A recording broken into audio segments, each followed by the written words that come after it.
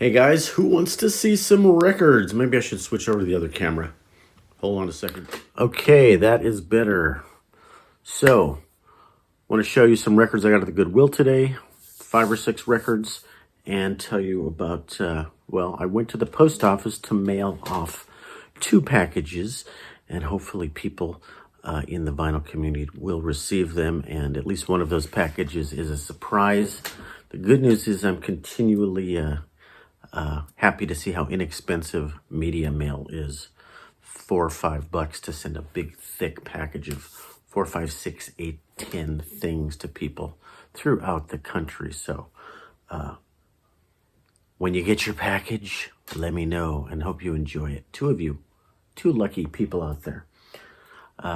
Okay, so then I went to the Goodwill, and the irony is I'm trying to get rid of records, and I came home with as many records as I mailed out. So the net on that is not so great. I mailed out 6 or 7 LPs, came home with 6 or 7 LPs. But the good news is I also mailed out 7 or 8 CDs and only came home with 1 CD. Okay, Greg, quit yakking. Just show us the CDs from the Goodwill. And CDs at the Goodwill, LPs at the Goodwill are now going for $1.99 at my local Goodwill. There's no rock here, guys. There's a couple of classical and a couple of really weird records and a jazz record. So if you're dying to see rock, once again, you're disappointed. Very strange record. I like getting weird stuff and being surprised by it. Sometimes I'm surprised good. Sometimes I'm surprised disappointed. More background. Yeah, there was like a bunch of new records at this Goodwill in Los Angeles. Like somebody gave up a big classical collection, like every Arthur Rubinstein record ever, like 20, 30, 40 Arthur Rubinsteins. Didn't get any of those. He's a piano player, by the way. But not a classical record, a very strange record. What is this? Have you guys ever seen this or heard of this? Por toda minha vida. I looked that up in Portuguese, and that means for all my life. And the reason I got it was because it says Antonio Carlos Jobim, most famous Brazilian composer. If you know about Stan Getz and jazz and all that stuff, he composed tons of the most famous Brazilian and Portuguese tunes ever. I feel like I've seen this somewhere before, but this cover looks like I've seen it on a CD maybe. A lot of Portuguese writing. This record is from Brazil, and the packaging is so bizarre. What is this packaging? There's a cover, but it opens, and there's an outer paper cover sleeve and an inner cardboard sleeve, but there's no seam on the top and bottom. It's open. It's just like an open book. Is that how they do it in Brazil? That's weird. And the record itself has a nice label. Interesting label. Festa. Ever heard of that? I haven't. A lot of writing on there that I cannot understand. Festa por toda a minha vida, 33 RPM, Industrial, Brasilia. Series Deluxe, IG, blah, blah, blah, blah, blah, blah. Anyway, elaborate label, weird packaging. Had to Google this. Didn't have time to Google it too much in the store. I just figured it was weird, so I grabbed it. So after Googling, this is the original cover from 1958. Very plain. It says music by Carlos Antonio Jobim, and poetry. So this other guy's a poet, Vinicius de Moraes, and he wrote the lyrics to 1 or more of the tunes. And the singer is Lenita Bruno.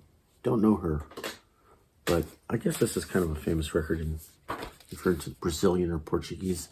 So played it and played a little bit of it, and I was expecting some nice bossa nova, Carlos Jobim, you know. No, that's like orchestral, very sparse orchestra and ladies singing. Very old-fashioned, like you'd expect from a movie from the 60s. Not familiar with any of these tunes. I thought I knew all the famous Jobim tunes, but full orchestra, Cool logo there. What is that? Anyway, anybody knows anything about this record? Anybody wants to trade it? Anybody wants to pay me thousands of dollars for it? It's interesting. Oh, like you'd expect from a South American pressing, not a great pressing, not a nice, smooth, clean pressing. A lot of countries, you know, South America and East Bloc, and, you know, their pressings aren't great. They're noisy. Okay, I'm going to move on to some other things here. Like I said, they had a lot of classical, and most people watching the vinyl community don't care about classical. What can I tell you? Anything on the Deutsche Grammophon label, I'm going to pay attention to, and I don't have that much Sibelius, so I got Sibelius's, what symphony number? Fifth Symphony, Berlin, and Herbert von Karajan, and the fact that it has a special hype sticker. Ooh, you know, I'm a sucker for things like that. Hype sticker must be special. I don't know if it's special or not. Sibelius, I got a few of his records. Not an expert. Not one of my favorite composers, but I'm open to new things. For $2 a piece, I'm open to new things. So another von Karajan and another Berlin, and this was Tchaikovsky Symphony Number 4. And I have like no Tchaikovsky in my collection. Never been a huge fan of his. You guys know the Nutcracker and stuff like that, but this bad boy has got all the tulips on it. Do you know about the tulips? That means it's a special German pressing, high quality, highly regarded by collectors. I don't know if it's worth anything. Got it for $2. Used classical records are a great value because they tend to be in very good shape if they've got the plastic sleeve, and good pressings if it's a good company like Deutsche Grammophon. Is there a year on here? Can't tell. Probably late 60s, early 70s, I'm guessing. Okay. What else? Shostakovich, one of my favorite composers. Russian guy.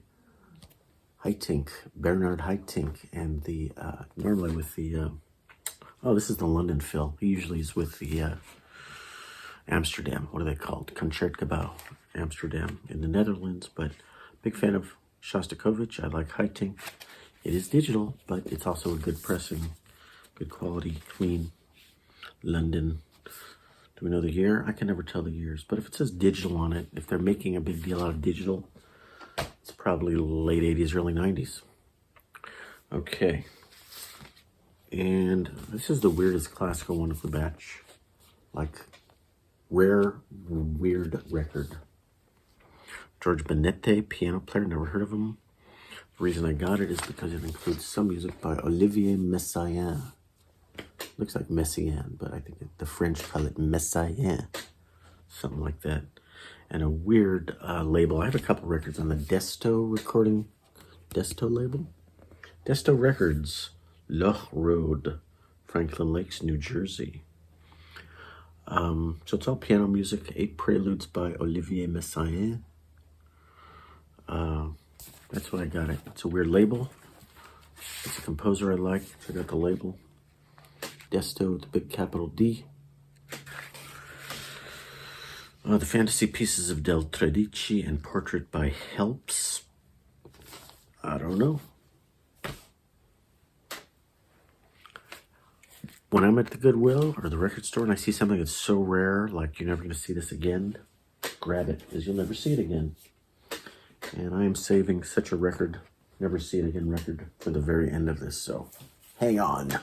It gets better. Better than this. Another classical, another big orchestral. Anton Bruckner, Symphony Number 9 by Carlo Maria Giulini, Chicago, on Angel. I like Bruckner. Ninth is kind of a well-known symphony of his. I got a couple of recordings of the Ninth, but always looking for that great one. So check out the sweater. Check out the hairdo. Good times, isn't it? Chicago Symphony, Angel SQ albums. What does that mean? I don't know. Oh, crap. Quad. It's in quad. SQ means it's in stereo and quad. Will that sound crappy because it's in quad? It See, when I'm in the Goodwill, I just grab and go. I don't have time to look at everything. So it's quadraphonic, but I think it will play on a stereo record, stereo player, 1977. Let me see. This will play on stereo and quad equipment. Does not require a special cartridge. Good, because I'm not going to buy a special cartridge for one record. Okay, guys, we're getting down to the end. I saved the best for last. Let's go with the second best.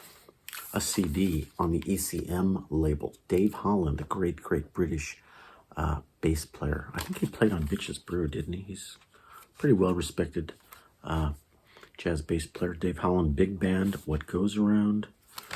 And a lot of great players on here, if you like jazz. Chris Potter, one of my favorite new and up-and-coming saxophone players.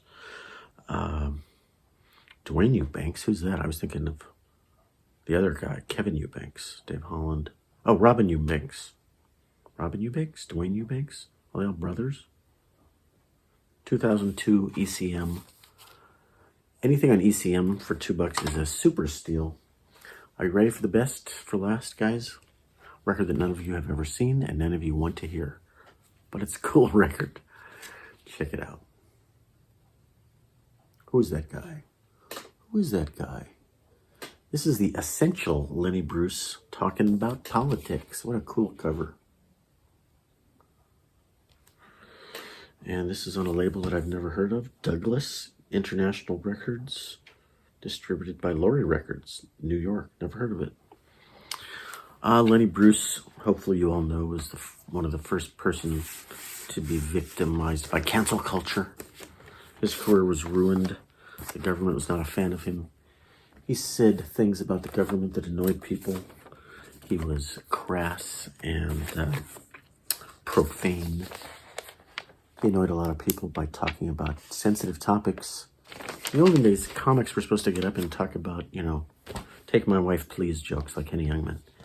And he was one of the first people to break the barriers of the protocol of, hey, I talk about whatever I want to talk about, including the news.